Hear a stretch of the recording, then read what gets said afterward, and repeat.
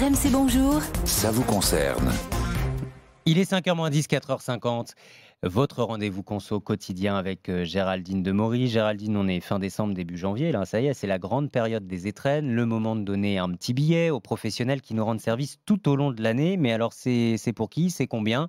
Géraldine, tout savoir avec toi. Ouais, l'aide ménagère, la babysitter, le concierge. C'est une tradition qui date pas d'hier, ça date de l'Antiquité. Alors c'est vrai qu'il n'y a pas beaucoup de règles en la matière, c'est vraiment une question d'usage. Le porte-à-porte est quand même un petit peu plus réglementé. N'importe qui ne peut pas venir sonner chez vous pour demander des étrennes. Le facteur a le droit de le faire. Le pompier peut le faire, mais sur autorisation de la préfecture.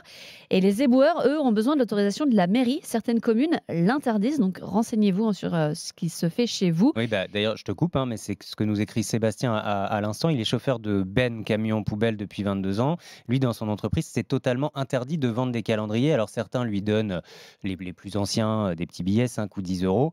Mais la plupart du temps, c'est la boîte de chocolat ou le paquet de papillotes chez Sébastien. Il n'y a pas, y a pas de règles établies. Alors, l'usage, d'ailleurs, veut que les professionnels donnent un calendrier en échange, mais là non plus, ce n'est pas du tout une obligation. Et puis, il faut faire attention aux arnaques avec, par exemple, de faux éboueurs qui viennent sonner chez vous. Généralement, c'est pour récupérer de l'argent, mais ça peut aller plus loin parce qu'il y a certaines personnes qui en profitent pour rentrer chez vous, pour voler directement ou pour faire un repérage pour un futur cambriolage. Oui, attention, Donc dites-vous bien qu'un professionnel qui vient chercher des étrennes doit être dans sa tenue de travail, en dehors de ses horaires de boulot et montrer sa carte professionnelle. Sur le montant, on ne sait jamais combien on doit donner. Voilà, encore, il n'y a pas de règle, c'est vraiment une question de tradition, d'usage. Les facteurs, pompiers, éboueurs qui viennent vendre leur calendrier, en moyenne, on va donner 10 euros. En tout cas, pas moins de 5 euros, parce que là, c'est quand même franchement vexant. Pour une babysitter ou une aide ménagère, c'est plus entre 30 et 50 euros.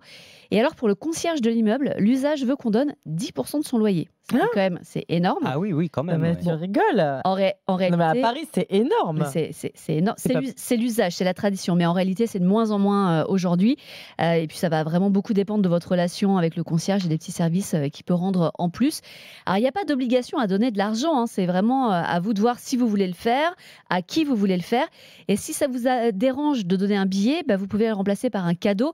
Mais bon, dites-vous bien que souvent les étrennes permettent d'avoir un petit peu comme un 13e mois dans des professions qui ne sont pas toujours bien rémunérées. Donc un cadeau, on ne va pas vous le jeter à la figure, mais ça va être peut-être moyennement apprécié.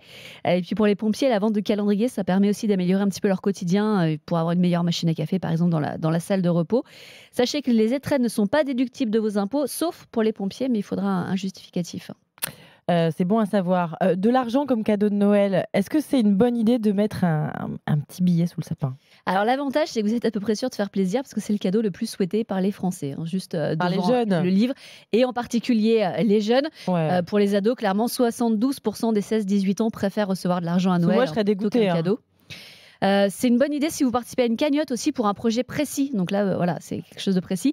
La somme dépend de votre budget, du lien avec la personne qui va la recevoir. C'est souvent entre 20 et 100 euros. On est quand même un petit peu loin de la magie de Noël et du plaisir d'offrir. C'est vrai que sous le sapin, on préfère quand même un joli paquet. Non, mais je suis d'accord avec toi, Géraldine. Oui, c'est clair. Bon, racontez-nous un petit peu. Mais bon, les étrennes, ne soyez pas radins avec vos neveux, vos nièces. Ça laisse des traces. On s'en souviendra toute la vie. Et d'autant plus. Non. C'est pas moi en plus, pas moi. Mais j'entends des histoires comme ça souvent. D'autant plus que les petits-neveux, les petites-nièces, ils peuvent bien vous le rendre. Tiens, dans 1-2 minutes, on vous dira que les ados, en majorité, vont aussi faire des cadeaux de Noël à leur oncle, à leur tante, à leurs parents. C'est dans 2 minutes.